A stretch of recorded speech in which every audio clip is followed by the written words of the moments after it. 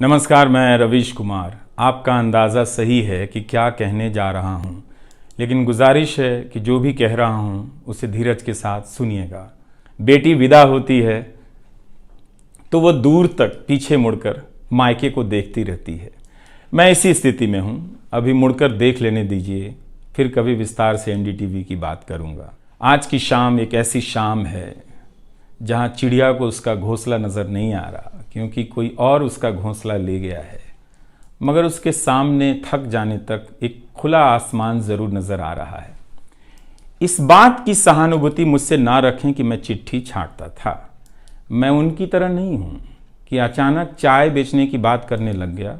उतर रहा हूँ जहाज़ से, बात कर रहा हूँ चाय बेचने की।